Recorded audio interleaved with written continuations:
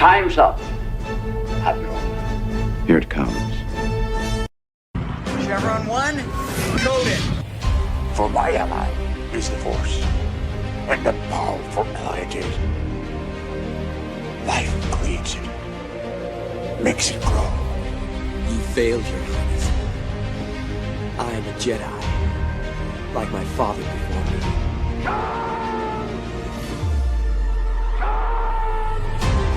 Cry hammer, and let's set the dogs of war. Chevron 2 is coded. Conan, what is best in life? Crush your enemies, see them driven before you, and hear the lamentation of your women. It's all in the reflexes. I'll also say that you're heavy into martial arts, Tai Chi and all that killer stuff. I suppose we have to register you as a lethal weapon. Chevron 3 encoded. And somebody ought to belt you in the mouth. But I won't. I won't. The hell I will. Chevron 4 encoded. Do you expect me to talk? No, Mr. Bond, I expect you to die. Chevron 5 encoded. You take the blue pill. The story ends. You wake up in your bed and believe whatever you want to. You take the red pill. You stay in Wonderland. And I show you how deep the rabbit hole goes. Chevron 6 encoded. Not for while you can, monkey boy. Great Scott. Back off, man. I'm a scientist. You shall not pass! I thought I'd die fighting side by side with an elf. What about side by side with a friend? A day may come when the courage of men fails, when we forsake our friends and break all bonds of fellowship. But it is not this day.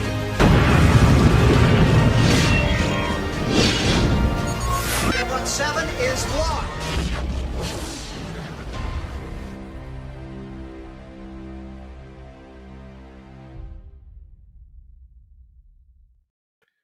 Hail and howdy, everybody. Welcome back to Saturday Night Drive-In, where I am so happy to be talking a good movie today. I needed to talk about a good movie because I've done nothing for the past 24 hours but talk about a bad movie, but that's a different conversation for tomorrow on the round table, 2 p.m. Eastern.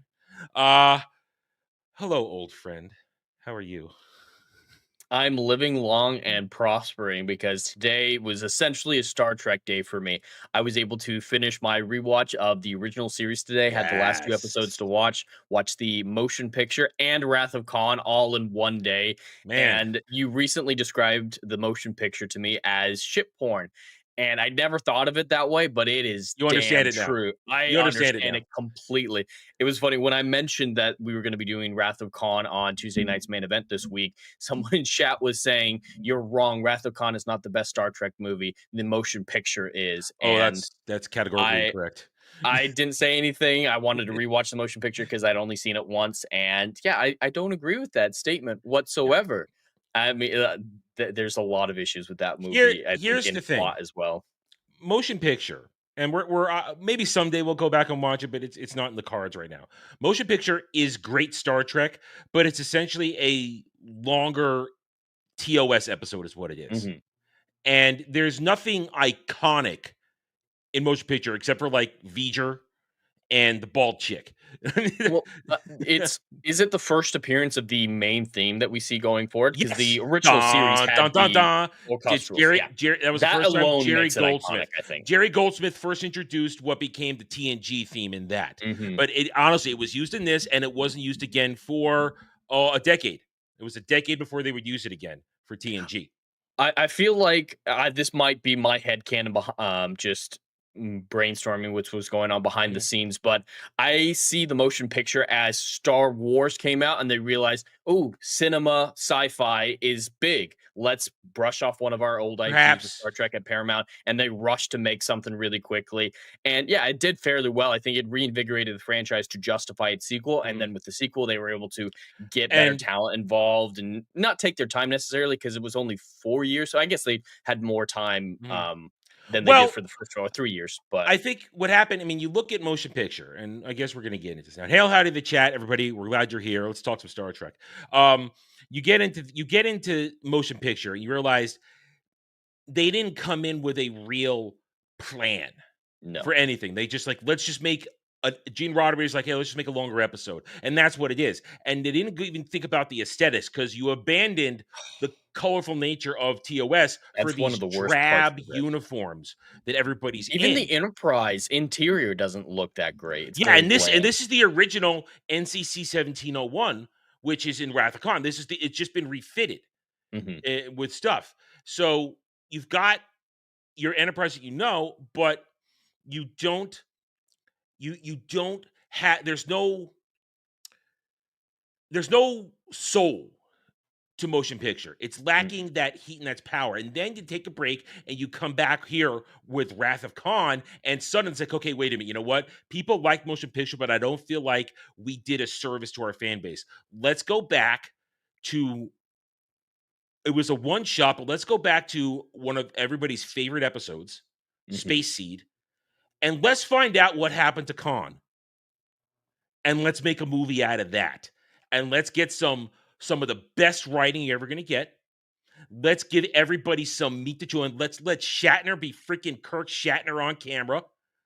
Let's redesign everything. Let's introduce the red jacket uniforms. I love the red jacket uniforms. They're great. I I don't like the normal uniforms, like the jumpsuits that the everyday crew are using, but the dress uniforms from this era are the just officer phenomenal. uniforms. The Officer uniform. Yeah, the red jacket is fantastic, and I've always loved the red jacket for that era. It's great, and I love it.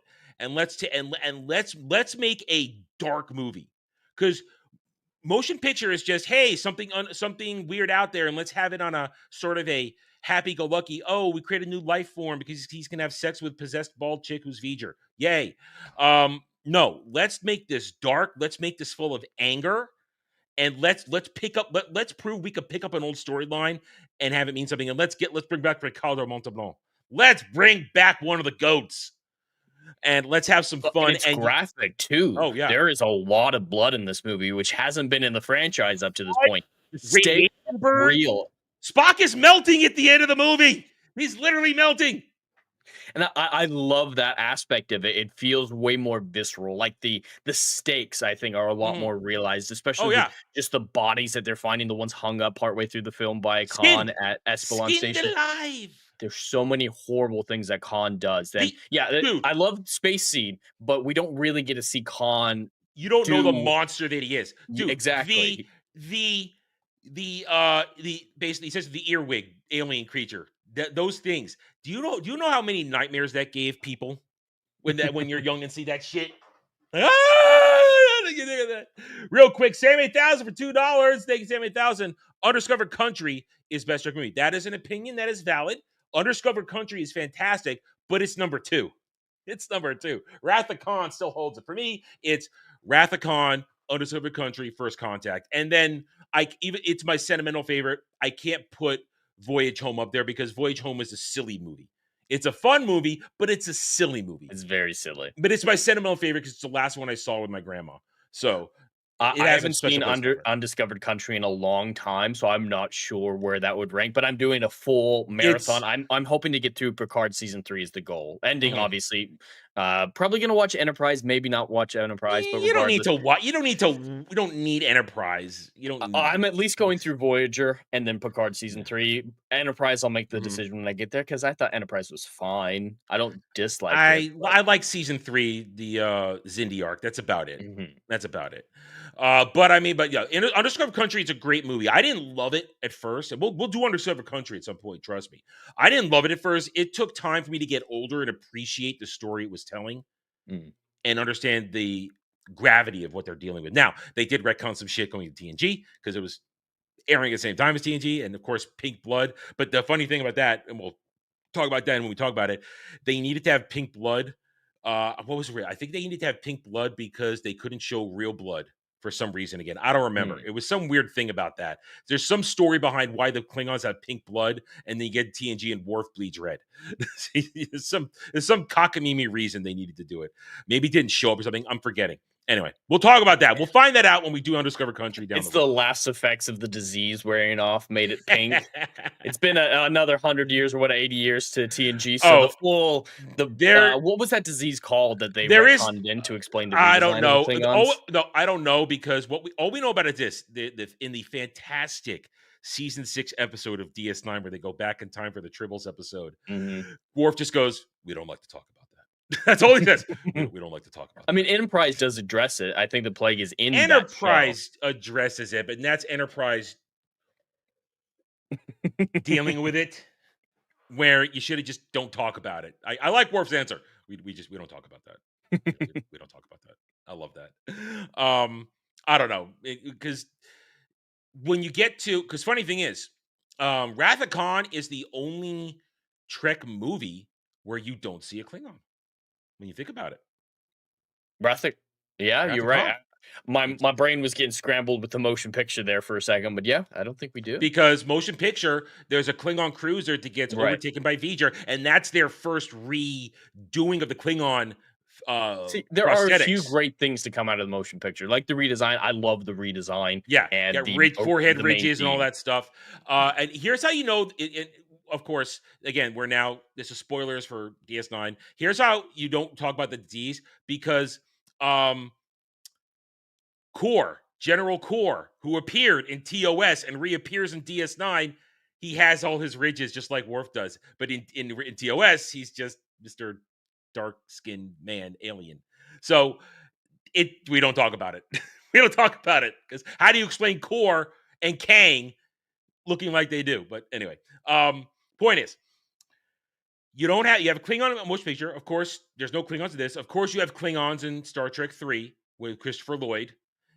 You have Klingons in Voyage Home because because the Klingon ambassadors in that one going after Kirk. There is a Klingon in Star Trek 5 because the Klingons are hunting the Enterprise during that. And of course, you have Klingons in Star Trek 6 because they're a major part of the plot. And then, of course, every TNG movie has Worf. So this is the only Star Trek movie that does not have a Klingon in it. I don't know if this is controversial, but I've always liked the Klingons more than the Romulans. How can you not love Klingons? Yeah. How can you not love Klingons? Romulans are really great, especially in, I can't remember what the episode's called, but the TOS episode where it's basically submarine warfare. It's the Force, who ends up playing Spock's dad later on. Yeah. That episode is incredible. That's a phenomenal episode. I feel like the potential, the narrative meat for a warlike mirror to the Vulcans isn't ever really explored to the degree that it could. So I think I could like Romulans quite a bit more if we got a chance to explore the Romulans. But the Klingons we get so much development on, and they're just Klingons. So I mean, Frank is right in the chat. The Romulans, you never get a lot of them. We don't know anything about the Romulan Star Empire outside a few episodes in there. Reunion, the two-parter with Leonard Nimoy. You don't get much of that. And the Klingons in TNG and in DS9 get so much freaking lore expansion to what they are. So I mean, I love Klingons. Worf is essentially my favorite character in Star Trek. Worf is my favorite character. I love Worf. He's an excellent choice. Phenomenal story. So many great one-liners. Michael Dorn is the only person out there who's not insane.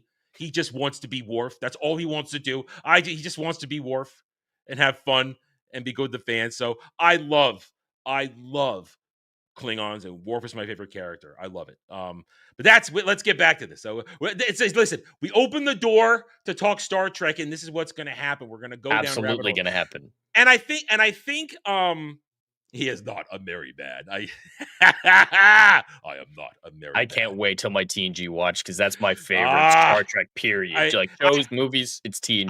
I did my rewatch last year, and I'm in the middle of DS9 right now, so I can't restart that because I'm doing DS9. But no, it's so good. And this is the point. When you talk Star Trek this, and I don't feel bad about us going a little tangent here, because how many times can you talk about Wrath of Khan?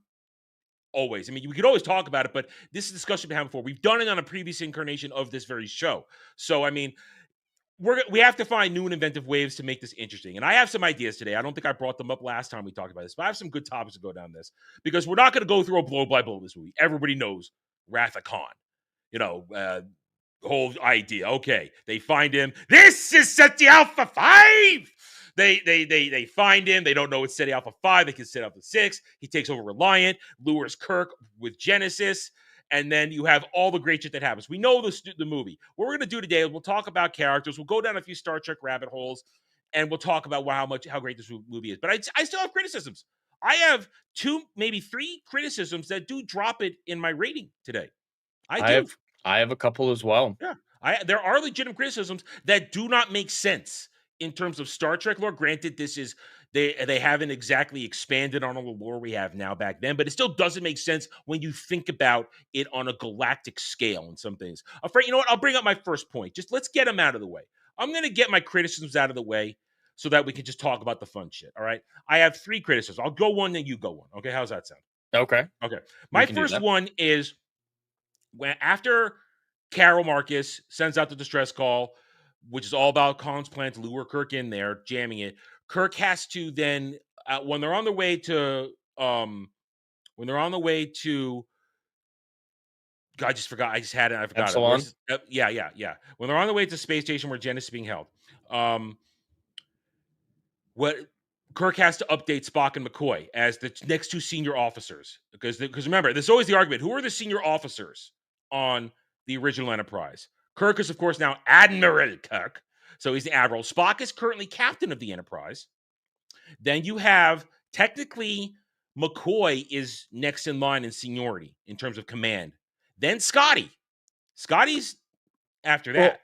Well, that is a change from TOS because in TOS, Scotty was consistently the one taking the con whenever Spock or Kirk wasn't around. Bones never, even when he was there. I mean, well, here's the thing. Bones doesn't have command experience. I'm talking about senior just officers. In rank. Seniority, rank. Bones does have a higher rank than Scotty, but Scotty is technically 3rd in command in TOS on the Enterprise. And right now, in this situation, I really like the development in TNG of command experience, like explaining the red uniforms in that one means, yep, you have command experience. You can take command of the Enterprise in a situation like this. Yeah, so. and that makes it such a great story later on when Deanna wants to actually level up and not just be a lieutenant commander counselor, but wants to actually get rank up to commander, but she needs to take all the command stuff. That's a great episode right there. But anyway, back to this. So when Kirk is getting McCoy and Spock updated on what Genesis is, Carol Marcus says, in dealing with our problems of space and food and places to have homes, it's the freaking galaxy. There are planets everywhere. There are habitable M-class planets everywhere. What are you talking about? That you haven't fully... The Federation has a lot of room in it. With Star Trek lore, I can agree with you. I mean, every episode of the TOS is a different habitable planet, but in real science, in real world physics, she is correct that habitable planets are extraordinarily rare, at least from our observations at this point. And I feel like this movie was trying to ground this universe a lot more than TOS ever did with stuff like that, with even the planetary formation, making sure that it was set in a nebula at the end. Obviously, Genesis is accelerated well beyond any grasp of real science, but a lot of the scientific accuracy is stronger in this film than we've seen in nearly any other Star Trek. So I think maybe that's what they were trying to lead in towards, is the explanations of the Great Filter or the Fermi Paradox, excuse me. So that might have been real worlds leaking in, but that's probably not a good idea after seeing so many planets. And terraforming does exist in Star Trek. There are terraforming projects. So I don't know. None as quick as her. It's no, a Genesis missile, is and then that's why a day later you're good. That's why Genesis is so radical in its thing. But so that always bothers me in a science fiction setting, which is said that there are worlds habitable out there. Granted, not in the alpha beta quadrant, which makes up general Star Trek, because that's the distance that you can travel between Federation, Romulans, Klingons, Cardassians, the major powers that exist in the Alpha Beta quadrants. I find it so hard to believe that when she makes that statement due to the setup and barring real world theories, real scientific theories that we have now, which I know is what you ground your stuff in. That just bugs me. It loses points because it doesn't make sense in It's what we've seen. inconsistent with the established rules. Yeah, exactly. So that bugs me. So that's one of my 3 complaints. What's your first complaint? My biggest complaint of the film is the justification of Kahn being in the film. I find it incredibly coincidental and just not supported by science or world building. Chekhov knows SETI Alpha 5. He knows SETI Alpha at least. Why was even though he wasn't in that episode? I know that was weird. Like what's his bucket? Kahn recognized him. Like I don't remember Chekhov. He was a crewman at that point. He was just in the background or something. Yeah. but he obviously knows what the Botany Bay is. So at least even if Kirk didn't put out a buoy or a message that says, "Yeah, SETI Alpha system, don't go there. It's quarantined" or some shit. Even if Kirk didn't say anything, Chekhov would be on that ship saying, "Hey, we need to be careful. There is a colony on one of these planets where we need to be careful." If they had gone the route of him not being in that episode like we saw and not remember anything, that would help a little bit. But then you have the added thing of Planet 6 blowing up. So you think Planet 5 is number 6? You need to blow up Planet 4. I mean, here's that is a problem. I agree that is a narrative problem with the movie. That just the justification to get him involved. This is lazy Federation. This is lazy Federation. Clearly you've been out there. If Kirk was out there and dropped a colony of people on there, you know the SETI Alpha system.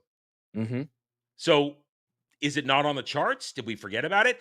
And for anybody coming in, we're criticizing Wrath of Khan. Are we heretics? No, we're getting our very few critiques out of the way so we can have our joyous conversation after. We are not shitting on Wrath of Khan.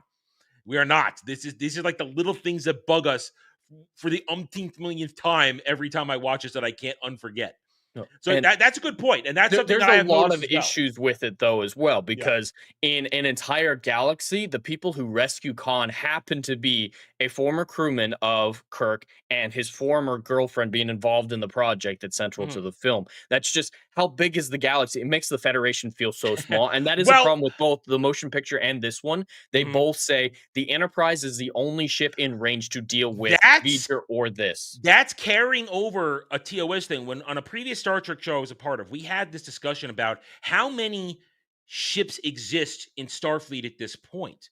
And it made it pretty clear during TOS. Jed, you just finished watching TOS. You can kind of confirm this for me. You get the feeling there are not a lot of Federation ships. Starfleet doesn't have a massive explained fleet. in that one. Their 5-year mission is to discover new worlds, so they're in unexplored regions for the most part. So they're beyond Federation space for a lot of that series. So that's explainable. I don't like that they find 1 million Earth clones. That's ridiculous. But yeah, in TOS, I think it's explainable because it's specifically a 5-year mission to unknown regions. Yeah. So at this point, I think that they were always a little rough on how big is Starfleet. How big is the fleet in Starfleet? Because for the first time ever, we've seen we get a Reliant class ship. I forget what the Reliant class ship is called. I always call it Reliant class. That's a nerd fail. I know it's a total nerd fail. But then we get in 3, we get the Excelsior class, the first Excelsior, which becomes literally the backbone of the entire fleet going forward. Because as they ramp up over the next 100 or so years, as Starfleet starts to expand, the Excelsior becomes the backbone of the fleet, the Excelsior class ship. But we don't see that until 3, where she's that new spangled thing that Scotty hates. I love that. That is amusing in that one. Scotty's such a great character. I think he's underutilized. Miranda class. I think Scotty's underutilized in the show and the movies. Jimmy Doohan. I love Jimmy Doohan. Computer. Hello, computer. That's my favorite line from 4. He's got some of the best lines. He made the Jack the Ripper episode good. I think the Jack the Ripper idea is ridiculous, but he was great in that one. Anyway, so the idea that there are so few ships is troubling in this as well. That only one that's going to go out to Space Station Regular 1 and check out what's going there. I can forgive it because Kirk will, of course, take the ship out there because he is clearly one of the people overseeing Genesis. I think that goes unsaid.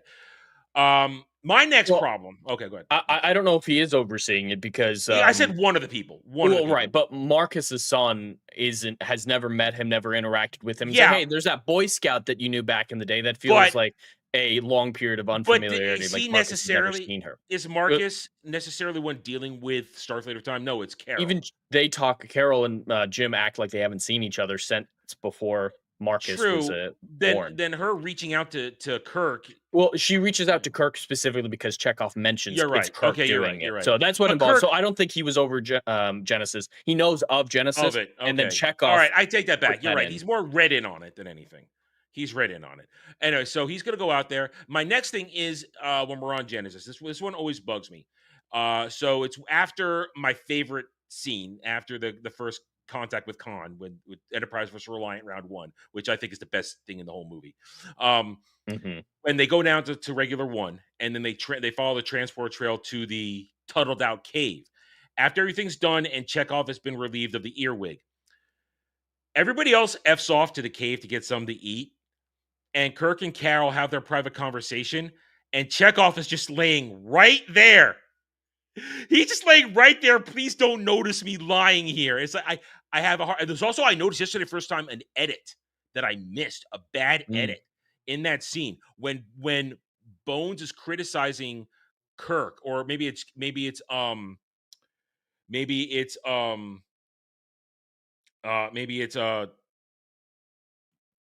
somebody else criticizing Kirk about something. At one point, or maybe it's Savick, I don't remember. Kirk has his glasses on, and then it cuts back, and he still has his hands folded. It's a bad edit, and it caught my eye yesterday when I was watching it. But that always bugs me that they're having this super intimate conversation about their family that never was, family unit that never was, and Chekhov is just right there. He only had one ear. He still had another ear open. Grom. He has 2 ears. One ear works. It's just kind of weird that he's awake, and he's fully awake because he's holding the compress up against his ear. Chekhov's fully awake in that moment. That just always bugs me. Yeah, he sends everybody away to have a private conversation with Carol, and Chekhov is just still there. It's just there's more wrong with Chekhov as well, and they mentioned it in the chat. I don't remember who did it, but Chekhov admitted they put things in my head, and Bones didn't immediately. That's a Bones fail. That's a Bones fail. Total Bones fail. You're right. But so yeah, that's my little thing. All right, what's you have another one? I have several more minor ones. I don't like Genesis at all. And that's more me coming in from the scientific perspective again. It's just unrealistic that within minutes or hours you're forming these things. And I have a problem with how Genesis connects to the search for Spock. And that might be more a criticism for that movie. Yeah. But they specifically mentioned Spock is a rough movie. That's a rough movie. They specifically mentioned in this movie, if there is any life in the vicinity of Genesis, it will be deconstructed and reconstructed in the pattern that Genesis wants it to be. So why would that resurrect Spock?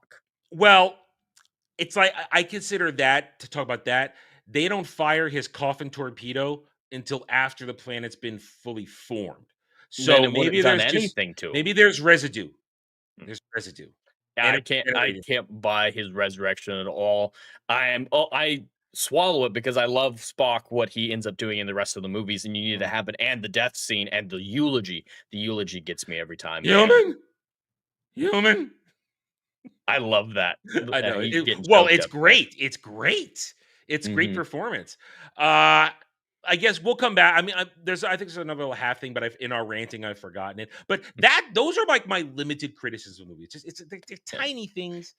There's a couple other real small things I have a problem with. I think the next big thing that I have a problem with is Marcus. I don't like Marcus at all.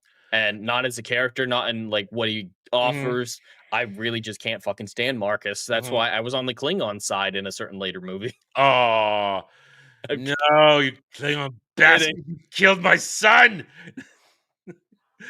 Klingon bastard, you killed my son. Listen, Marcus is a dick, but you still have a good father-son moment at the end. Here's where I come around for Marcus. He's been a dick the entire movie. He's been a complete dick. But when they're heading towards the Motaro Nebula, and Kirk has cleared the bridge, except for Cesar Marcus wanders in there, and I always look at that and think, okay, he is now going to watch his father in his element, and I think he gets an understanding for who his father is when he watches everything go down on the bridge, the final confrontation, essentially, and how Kirk navigates it all and lists everything, and then of course seeing the reaction after Spock dies. And I think that's why I forgive Marcus's dickery, because I think he understands his father in the end, and he realizes that he was wrong, and being the one to go to him before they leave the Genesis, what did we retitled the Genesis system, and have that very excellent talk about death, which is one of the best quotes ever. Because let's jump to that. The way this movie deals with death is a fantastic plot on how do you deal with grief? How do you deal with death? How do you deal with death as something that looms over you as you get older? And the whole thing starts as Kirk feels old. I'm gonna great line by Bones. Get back your command before we become part of this collection. And that's a great collection. I love that collection. It was a really good That's collection. good. And yeah, it's Death of the Spirit is what Kirk was fighting off of. And it is a reused plot point from the motion picture, him, trying to get back in the chair. And I love the way that it talks about growing old, that sometimes you don't have to let go. A lot of films try to treat getting old as the next logical step, and you have to accept it completely and just learn to move on. And that is of value, but there's a certain point with certain people and certain professions or whatnot that can't be denied. Kirk is not alive when he's not in command of a starship. So he needs to die at the helm. He needs to die on the bridge. That is his life. And that's not exactly what happens, but it's kind of it's a code of Patton. A warrior should die from the last bullet in the last war. A Patton quote. And that's essentially Kirk. Kirk, his one best destiny, as Spock says, is to be in command of a starship. That's what you should be doing. Because Kirk's he's not an administrator. He's a captain. He's a captain. He's an explorer. And that's what he is. And by accepting promotion, I mean, that's one of the things about motion picture. He is a dick in motion picture. He is there to steal command of the Enterprise for that mission. And on this one, that is a good little carryover. On this one, he's like, no, Spock, you could be command. He's like, Jim, I'm your friend, and I have no ego to bruise. Don't worry about it this time. You're a senior officer. This is an emergency situation. You have to be. And it's not a brand new Enterprise that he's unfamiliar with. Yeah, and it's still the same Enterprise from last time, but it's been refitted again. It's a little bit of a little bit darker Enterprise, but it's been refitted again. And what we get now, though, is now Kirk is the shadow of death, but then all this stuff happens, and then you get Saavik questioning. Of course, once again, we have mentioned the introduction of Kirstie Alley. Kirstie Alley is my Saavik. She is my Saavik. She always will be. It is such a shame they couldn't get her back for the return in the next movie, because Kirstie Alley was so good in this movie. This is her first movie. Really? Yeah, it says introducing Kirstie Alley. So this is her first movie. It's a good first outing. Yeah, and she's great in it. She's great in it. I love it. She's hot too. That's young Kirstie Alley. I got to get my Star Trek thirsting here somewhere, guys. Come on, give me a break. She's the best option in this film. Yeah. And what you have though, is that she asks him, "How do you deal with stuff?" Talking about the Kobayashi Maru test on 7. It comes around about to death, and Kirk gives a line: "How you deal with death is also how you deal with life." But then all the way it comes around after all the death, everything after Spock dying, David comes to him in his room and says, "You really haven't faced death, have you?" And all this stuff. And Kirk sits down and says, "Yeah, you're right. And this is one of my favorite lines in the movie. You're right. I haven't faced death. Not like this. I've cheated death. I've tricked my way out of death and patted myself on my back for my ingenuity." And that is so true. You just watch TOS. That is the standard Kirk. Cheating death, tricking his way out of the worst possible situation, then going, "I'm a Chad, baby. Yeah." And here it is now. He did something. He has just faced something that he couldn't worm his way out of, that Spock literally had to save the day by sacrificing his life. The needs of the many outweigh the needs of the few or the one. And And that's he had why a hard time with it. I've heard people say that the Kobayashi Maru should be removed from this film, and like Savik's story, or what the Vulcan, what's her name? The one you were just thirsting over, her character name? Savick. Savick. Her character could be cut out entirely, and that is just so wrong to me because this film, the Kobayashi Maru, fundamentally depicts the theme of the film. It's central. Wrath of Khan is Kirk going through the Kobayashi Maru for the first time, and then with the younger crew getting tested for the first time, it is a passing the torch to the next generation, dealing with getting old but deciding not to let go yet. There's so many aspects of this film that tie to this theme, like you're talking about, of death and how to deal with it and whether or not to let go sometimes, because the Kobayashi Maru wants to see where you let go. It's when a you test of give up. character. It's a test of Exactly. character. And that ties into his career as much as it does into facing the grief of the physical death. That's what this film is incredibly tight from a thematic standpoint. Oh, yeah. Oh, and you yeah. need all these elements. The Kobayashi Maru could have just been a throwaway intro, like, yeah, we need them to do something, have some random simulator. No, if you cut out the Kobayashi Maru, this movie is entirely different. Did you know once upon a time there was a Star Trek game? There's a NES game where you could do the Star Trek Academy and you could take the Kobayashi Maru. And no matter what you did, you can't beat it unless you use a secret code to play as Kirk. And then you can beat it. It's the only way you could beat the Kobayashi Maru is if you are Kirk in that situation, because he is the only one that ever defeated it. And it stems to his, like you said, his attitude. I don't like to lose. And that's the thing. Look, to compare this to, we were talking about this on Wormhole Watch, the whole Picard episode. Picard wants to change his reality at one point when his artificial heart explodes, and Q gives him that chance to repeat his life mistakes, the moment where he lost his real heart. And there are these moments that define you. If you are going to be a great Starfleet captain, if you're going to have that drive to helm a ship, to be in that chair, to be in the big chair, to issue commands, you have to have a certain edge to you, especially if you're going to be one of the greats. Kirk didn't like to lose. I don't like to lose. I'm not going to lose. I will do everything possible to win. Picard, a young Picard, willing to be careless with his own life, to take that risk, ends up getting stabbed through the heart by a Nausicaan over a game of Damjat. That thing that defines your character going forward, that Picard coming so close to death in that moment, being dead for a moment, that allowed him to not have fear about going out to explore the unknown, to be in the chair. Kirk has no fear because his desire to win gives him that drive, that fearlessness. So these are defining moments, and understanding, like you said, you take that stuff out, you lose the characters here. And that's why, and this is such a tight script and a tight movie. I caught a line yesterday that I'd never heard. I'd heard it, but never penetrated.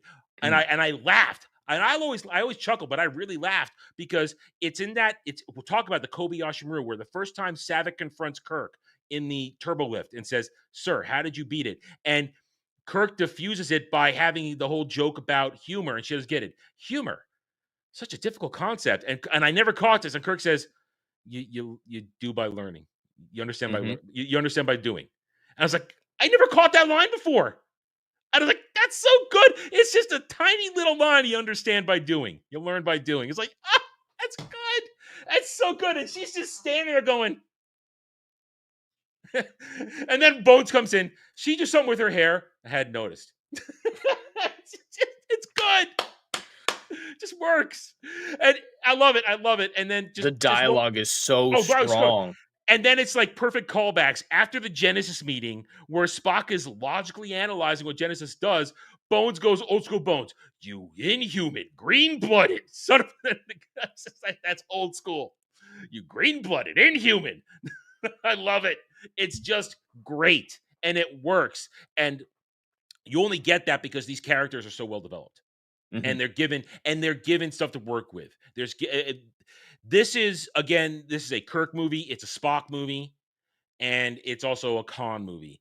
And of course, whatever issues you may have with how Kahn is reintroduced, I think it was brilliant to resurrect Space Seed like this. Oh, absolutely. That was the correct choice. I don't think there were any other villains that live up to Kahn in that way. There's some other great villains. I like Apollo quite a bit when they briefly had him, but yeah, you can't go better than the man that has a lot of the same ego as Kirk. I do see a mirror between them, and Khan is kind of a combination of Spock and Kirk, in my opinion. The ambition and pride of Kirk with the intelligence of Spock, and all their worst qualities also being weaponized against them. Because this is a Spock movie, like you said. A lot of these movies don't focus on Spock as much as they could. Like the motion picture, he was just kind of there for the whole time.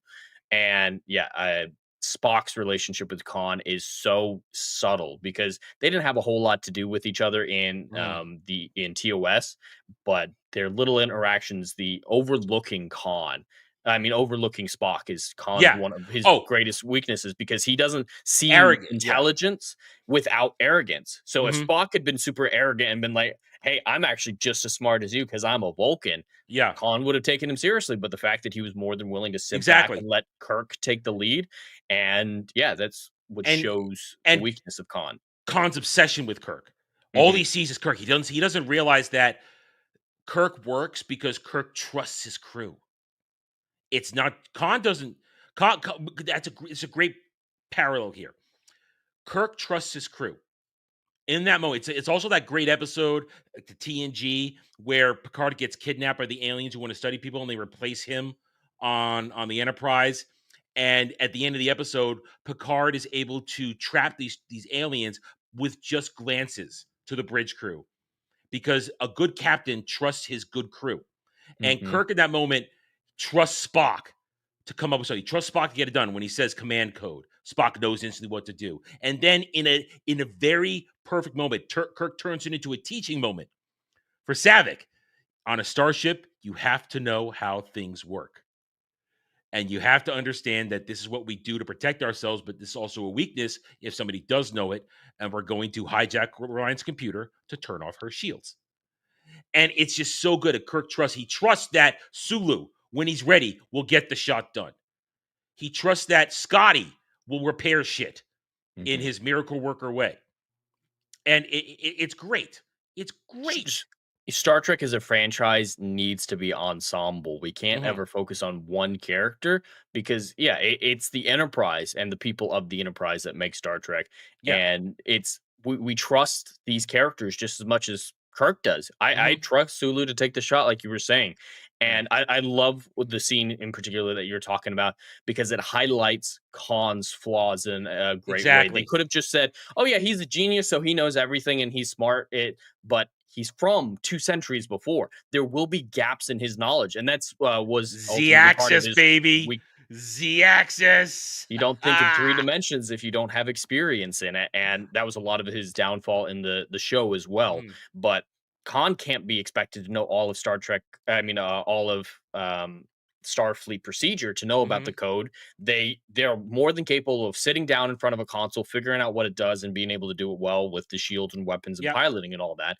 But there's just not time or experience to back that up. So that being his downfall is great. They don't go too far with Khan's intelligence. He's vastly more intelligent than Kirk, but Kirk's experience is the victor in the end, and it's just such a great dynamic. And on the parallel written. When Khan gets introduced, these don't try, Terrell, to convince these people to go against me. They were loyal to me 2 centuries before you were even born. And right there, those are all just loyal toadies. They're not going to actually help. They'll help Khan do everything, but they're not going to have unique thoughts. And every time he hears a unique thought, sometimes he'll listen. Like Joachim does tell him, we can leave the Enterprise for now after the battle. We'll go repair. She's not going anywhere. But then, in the key moment at the end, going into, the Watara Nebula, no, sir, we go in there, we're going to lose shields. He says, no, damn you, go. It's just, Kahn's Well, it's only after Yeah. Kirk egged him on. He was willing Yeah. to listen for a few Yeah. seconds, but then his Sauce ego, for the his goose, hate. Mr. Savick. Sauce for the goose.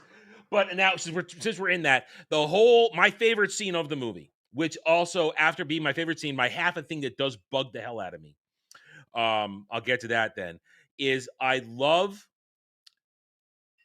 the Enterprise versus the Reliant in the beginning. It's just Jerry Goldsmith. That is the peak music in this, the peak of the score in this. Dun dun dun dun dun dun dun dun dun dun dun. Dun. It's so good. Leading up there, the music, the tension is building, the music is rising, crescendo there, and Kirk is just, and one of my favorite lines is, "Damn peculiar." I mean, he's puzzled, and Kirk, and here is a small mistake that Kirk makes. Kirk doesn't assume that another Starfleet vessel is going to be a threat, and he gets caught with his britches down.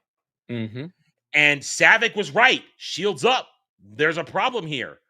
But Spock makes a mistake right there. A rare mistake by Spock, too. Not letting her follow through on that and give the suggestion to Kirk. Point is, though, it's so good. They come together, then it's fire! And then you have all that stuff happening, and then the back and forth on the view screen, which is incredible. When you line up against Space Seed, in this moment you realize, as opposed to Space Seed, where you had their face-to-face so many times, the verbal fencing that they do in Space Seed, where Kirk tricks Kahn into revealing who he is and all that kind of stuff, and then their final confrontation in engineering, where there's that really good fight. In this one, they never physically come face-to-face. It's ship to ship, view screens, audio. They never come together. It's such a great upgrade from the last, because it's the intelligence not to just repeat Space Seed. Mm-hmm. It's the intelligence. We already had them had a physical confrontation when they were both much younger. Why are we gonna have these two old men have a fight? Don't worry. And this is Star Trek. We don't need to end it in a climactic fist fight anyway. Which is what they do in Search for Spock. I have had enough of you. It just isn't necessary because, Star Trek has always tried to be intelligent, fairly intelligent, and that plays out here very well. It's a battle of the minds. It's not a battle of the physical. And I think it would have degraded this film a lot for me if they could contrive some way of like, oh my God, I got to go get Genesis off of that ship. And oh, Kirk, I'm going to beam over there on my own and then fight Kahn over there. That would have just been ridiculous. But so it's so great. And then it allows the personality of the Enterprise versus the Reliant, these two ships, damaged, very heavily damaged, fighting what they do. I mean, we talk about current day Star Trek, or at least when it was good, where you get the DS9 and the special effects have been upgraded so much that you have the dynamic fleet battles that you get in DS9 with the Dominion War. In this one, these are just kind of naval ships passing each other and lobbing cannon fire. And it works. It just works. And then you get the back and forth. And of course, there's a reason, if you watch my regular streams, at the end of every countdown, time's up. Here it comes. And I love that, but of course it fits with that. But I love that moment. That is such a glorious moment where Kirk has skillfully manipulated Kahn's ego into buying himself just enough time to turn the tables. Captain, you did it. I did nothing. I simply got caught with my britches down. I mean, it's and that's again the comparative to Kahn and Kirk. Kirk learned in that moment. I screwed up. I should have listened to you, Savick. You keep right on going, quoting regulations. You keep doing that. It's just so well done across the board. Yeah, Kirk has an ego, but he's more than capable of learning from his mistakes and growing. Because I don't think the TOS Kirk would have been able to survive this film and win. Because we saw Kirk a lot of times in TOS get angry and start to hate a little bit. He wouldn't have had the self-control, I think, to do a lot of the things he had to do in this one. And you're absolutely right. And this is Admiral Kirk. This is a man who's seen war at this point. He survived so much. He explored a chunk of the galaxy. He knows this stuff. And he intelligently wins, and he keeps intelligent winning. That's how in the final battle, Motaro Nebula, he wins through intelligence. But I before we leave this scene, I have to say this is one of my other criticisms, which narratively doesn't make sense. Now, There are two versions of Wrath of Khan out there. There's two cuts. There's the cut that we generally watch now, the cut I have on my shelf behind me, where Kirk goes to engineering and he has the joke when he first comes on board and he jokes with Scotty, let's do this, that. And it cuts to immediately, we'll finish the tour later. There's another cut that I once had on DVD where you learn that engineering crewman that is so vocal is Scotty's nephew, his sister's youngest. That does change the context of bringing his body to the bridge. Well, not only that, but it still does. That's my problem, though. Why does Scotty bring him to the bridge? Bones isn't there. Doesn't make sense. It's just done for it. They did it for shock value, and it doesn't make sense. If he had gone straight to med bay, he could have sick bay. He could have maybe had a better chance. But that's why I always recommend if you can find it. Unfortunately, it is not the one that I have. I was hoping it would be when I re-upgraded to Blu-ray. Yeah, the director's cut. I watched the theatrical as well. The director's cut has that in there. So you realize that when Scotty is so emotional in that moment, that's his flesh and blood right there. That's his nephew, his sister's youngest that just died. And in that moment, he is so proud that while the others broke, his nephew stayed at his station and tried to do his job to the bitter end and cost him his life. And so it's both, you understand the emotion, but at the same time, the pride in that moment. And when you cut out that segment, you lose that. So that's why the director, this is one of those times, if you can get it, you get the director's cut because you get that. It's just an extra 2 minutes, but it makes it for so that much more scene. impactful. There's a lot more in the film. It's more impactful, but it also doesn't excuse Scotty bringing his dying nephew to the bridge when Bones isn't even there. It'd be one thing if Bones was there, because Bones is the doctor on duty. There isn't another doctor on the bridge. This was a training cruise. They are not fully crewed. Bones is the only. But that never made sense to me, but I love the death scene, the whole med bay scene, Kirk walking in, seeing all the corpses, all the dying, the injuries. The injuries are visceral in that moment, something that we've never seen up to this point. And then is the word given? It is given. Warp speed. I get choked up with that. That is a beautiful moment. Over on your side, Jed. We have a 149 super sticker from Salty Traveling Sea, and it is a popcorn bucket. Thank you, my friend. Thank you for the $1.49. Yes, this is a movie worthy of eating popcorn when you're watching because it's a real movie. It's a real movie. I need to watch this in theaters. I know that occasionally old movies come to theaters, and this one I would absolutely go out to see just to see it on the big screen for the first time. The first Star Trek movie I saw in a theater was Voyage Home. That was the first one I saw in a theater because that was the all the others would have been. I was too young to go to a Star Trek movie in a theater for the other ones. But so that's my other complaint. The first one I saw in theaters was Beyond. I hate you, child. The first Star Trek movie I saw was the reboot with the fucking Kobayashi Maru scene, and that was so bad. He's eating the apple. I hate that. It's so well. You know what's horrible about that is it butchers real lore. Spock didn't create the Kobayashi Maru. He never took it. Bullshit. As we learn in this, it's such bullshit. I mean, it totally destroys Spock's line. I never took the Kobayashi Maru. What do you think of my solution? It's like, oh. If he had made it, he would have had better solutions. He would have already thought about solutions. Yeah. So moving on. I mean, we're almost at an hour, so we'll go a little bit longer. Because Jed, what's your favorite moment in the movie?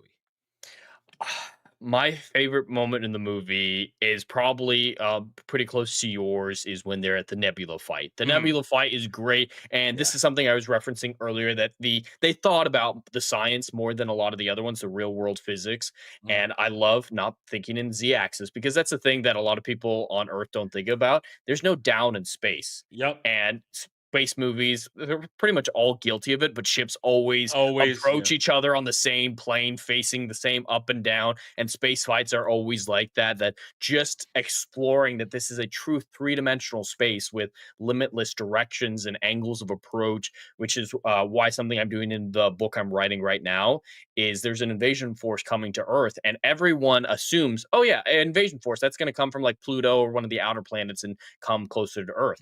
We're thinking in the elliptical plane of Earth. Why wouldn't it come from above or below our Yeah. elliptical plane. Yeah. And yeah, just I really appreciate that and just the great combat, the great character work being done. There's so much manipulation being done by Mhm. Kirk for Kahn, so much intelligent writing, and it's a lot of it's show. And I Oh, yeah. absolutely love Oh, this entire fight sequence. It's incredibly well written. there's a reason I used it in our introduction clip where the Enterprise has just comes up behind the Reliant in the Mhm. nebula there, and again, the music is so good. It's for that part of that scene, uh, there it's quiet. It's much the same in when we're talking about when Kirk first encounters the Romulans. It's just silence, like a submarine battle. You're just carefully moving around there, and then da, there comes the Enterprise up behind. It's like yes, yes, and I love the introduction to that scene. Would you care to go again, Kahn? Last time I will butcher the line if keep going because it's not one of the ones I remember clearly every time. But I love he just goads him and he just full power. Damn you! It's just so yes. It's the quips, the back and forth, and Mhm. The back and quip forth. it's quipping Mhm. done right. Yeah, It's it's not not humorous yeah. necessarily. It's quick writing. It's witty. There's different types It's of witty. yeah, witty. That's a perfect word for it. Quips don't have to be stupid jokes. They can be Yeah. very witty like that. And I love the scene where most of Khan's crew is dead. He's injured. His hand is burnt to shit, and he's crawling No. over there to turn And he on the quotes Genesis. Shakespeare. He quotes Shakespeare. What I love in that after that scene, he goes, Kirk just goes, he's predictable. I'll give him that. And they just, but it's that you're right. The Motar Nebula duel is Mhm. just a fantastic. It's a fantastically choreographed thing. It's built Where from the ground up so yeah, well. The dialogue, the action, just everything has a purpose. It doesn't feel like there's a wasted moment or a wasted idea in it. It's incredibly tight. from hell's breath I stab at thee. It's so good, and I do love the way he keeps quoting Shakespeare, and it's so good. It's so good, especially when you carry over. You get to eventually Undiscovered Country, where Kang goes, "Have you ever read Shakespeare in the original Klingon?" I love that kind of running gag. How they always bring Shakespeare back around eventually. It's so good. But yeah, that it's such the choreography is great, the dialogue is great, and then of course Spock saving the day. Kirk is helpless in that moment. He's out of ideas.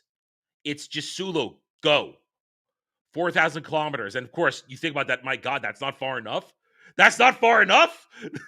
How bad is this explosion going to be? Oh, 4,000 kilometers is not a whole lot in I know, astronomical I know, terms. I know, I know.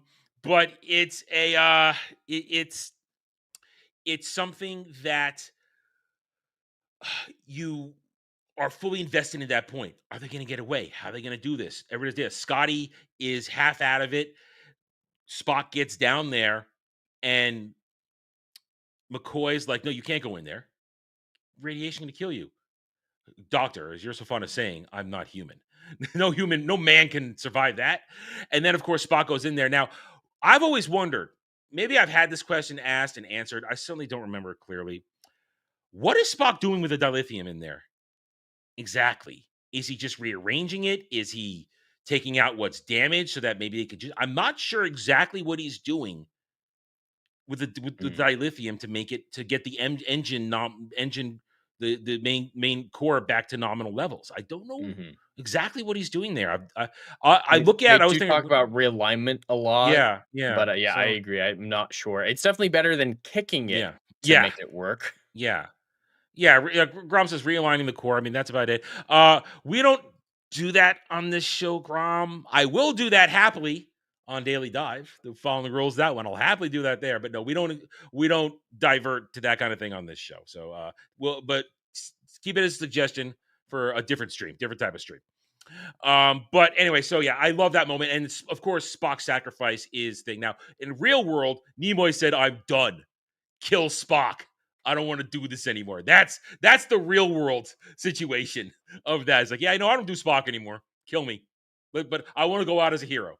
And it's great. It's such a great speech. I am and always shall be your friend. And Kirk just no Spock. He was ready to open that door if Scotty and McCoy didn't hold him back. Mhm. He was ready to open that door and get him out of there. and his rationality gone, not realizing you're going to flood the entire engineering with radiation if you do that and then kill him. He's dead already.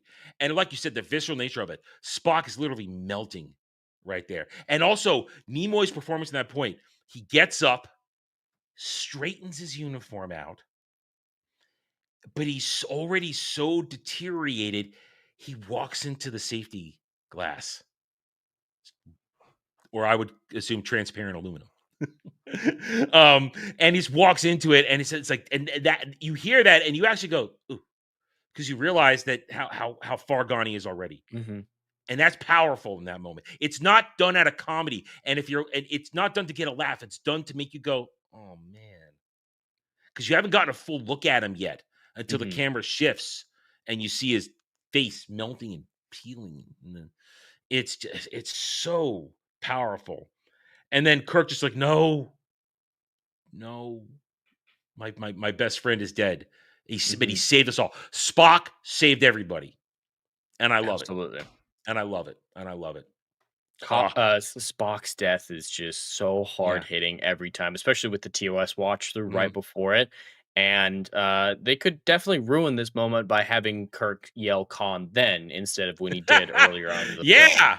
And we didn't talk about that just real quick. I love the trick, the non-verbal trick that Spock and Kirk immediately play. They don't even have to talk to each other about faking the Enterprise's damage level. If we go by the book. By the book. Hours could seem like days. It's so brilliantly done. Yeah, and I love that I love that segment. Again, there's no missed moment of the dialogue. Kirk, Kahn, you bloodsucker! Kirk, still alive, my old friend. Yes, old friend. Still alive. Like a bad marksman, you keep missing the target. I know I left the part out there, but it's such back and forth. And then Kahn just going, I'm done trying to kill you.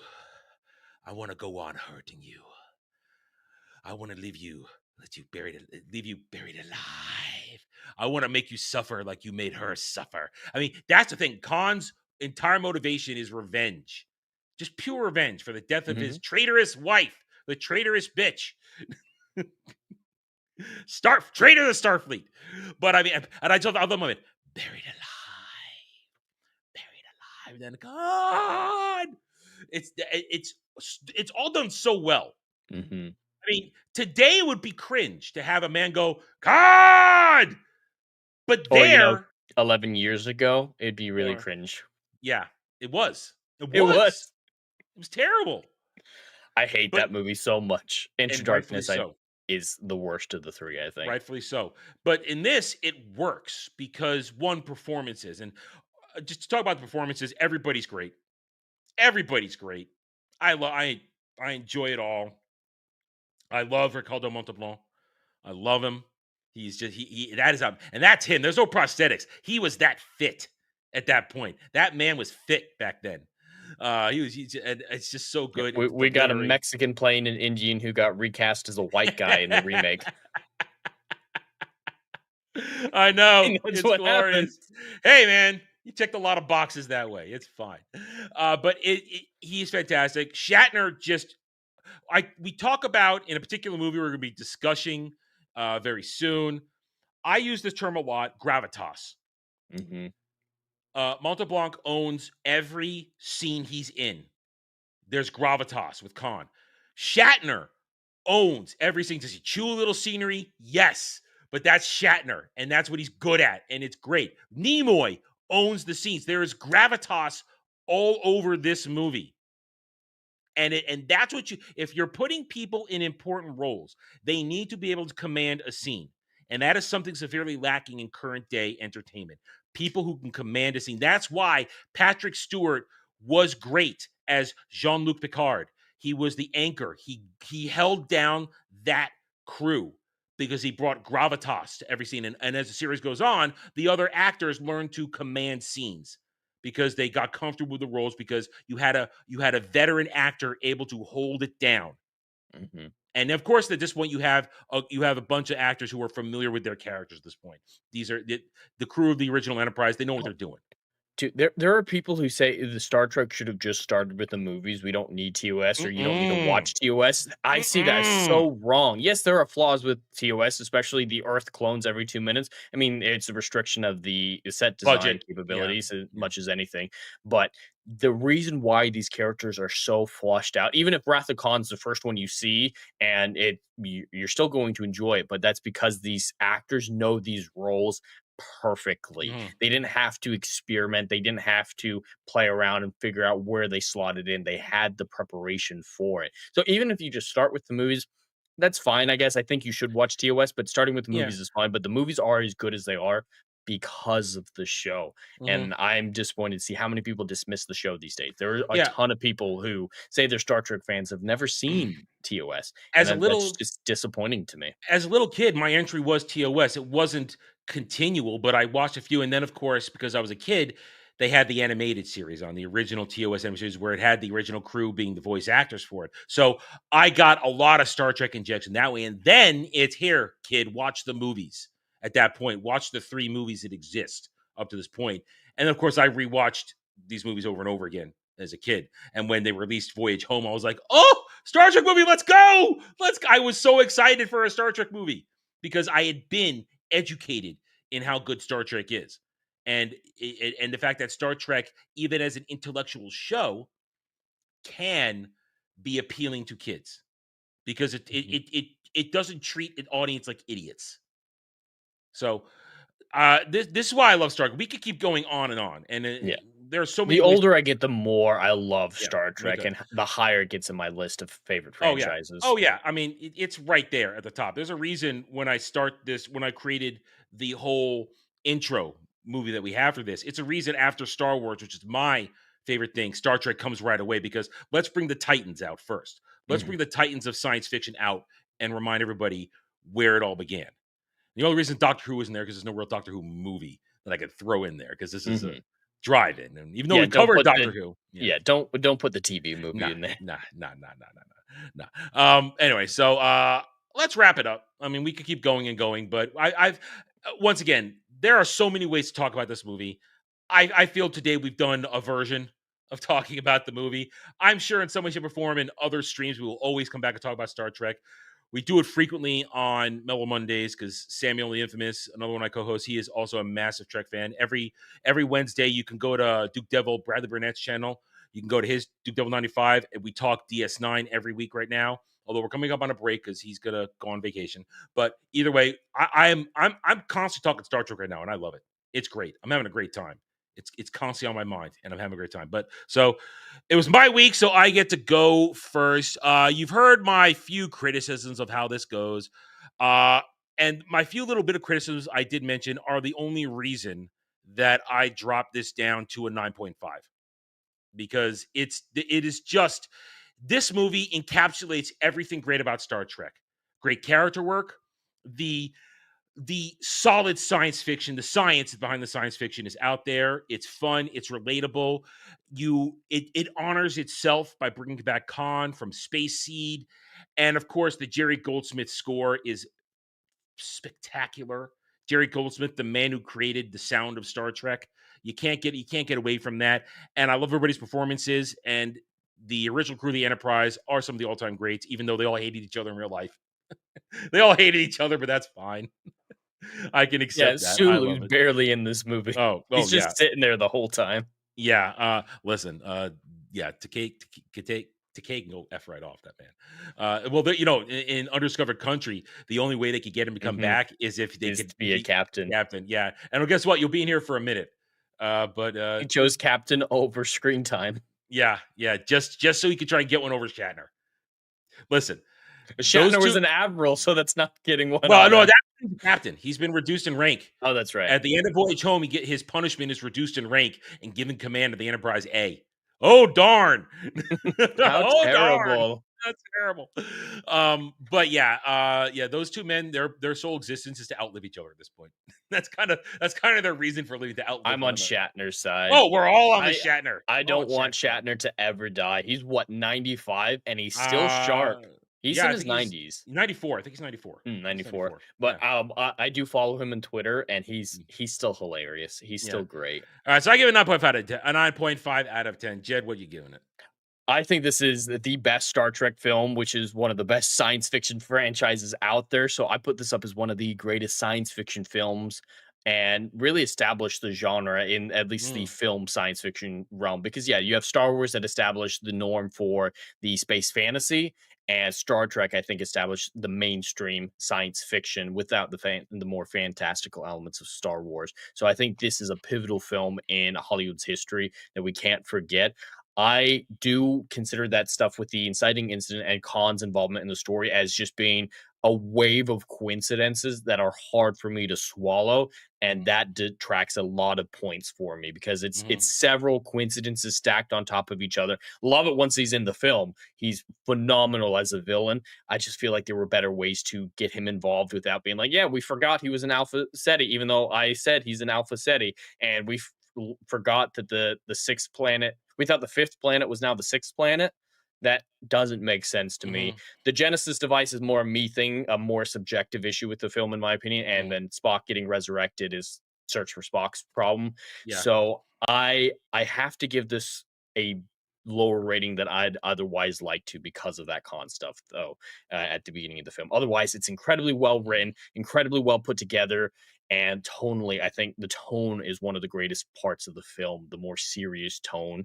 And it made something new. And I think we needed something new and exciting in Star Trek at this time. And it paved the way to the next generation. It kept the franchise going. Yep. So I have to give this an 8.5 out of 10. That's fine. I'm okay with that. I'm not going to yell at you. Chat might, but I won't. I accept it. Listen, it could get a whole lot worse. Anyway, so there you go. Another one of the books. Jed, do you have a movie pick for next week yet? I do, and I have not run this one past you. I don't even know if we've talked about this film, so I don't know how you're going to react to my choice. I feel like it's going to be okay. Live reaction right here. Here we go. All right, I decided it was time for a little bit of a dumb, fun action film with some meat to it, so we still have a great conversation. Okay. I decided to pick the unofficial James Bond sequel, The Rock. It's been a long time since I watched that movie. Now, listen, I love me my Sean Connery. And I'm going to have thoughts on this. I'm one of those people that thinks this movie gets way more love than it deserves. So it's not a bad movie by any stretch of the imagination. And I love Sean Connery. But I don't get a hard on for this movie the way a lot of people do. I just don't. But hey, it's a good movie. And I picked our next one. I'll tell you what it is when we're out. I figured out my next one. This is in response to a recent announcement that I feel is abominable. So I feel that we must watch a better version. Anyway, so thank you everybody for joining us once again. I'm glad my power didn't go. We had a massive thunderstorm here while it was going on. My internet went out twice for a minute before the show started. So I was like, just go, storm, go. Through. It didn't blink out. I made it the whole way through. So thank you everybody for watching us. Hit that like button, subscribe to the channel. Jed, I'm almost at 4,000. Hell yeah. My Superman review is doing some stuff. So if you haven't watched it here in the real life moment, go check out my James Gunn Superman review. Oh, get it right. James Gunn presents James Gunn Superman, a James Gunn film. Yeah, go check it out. I am not kind. So thank you, everybody. Subscribe to the channels. Hit those like buttons. And we'll see you next time. Until then, everybody, take it easy.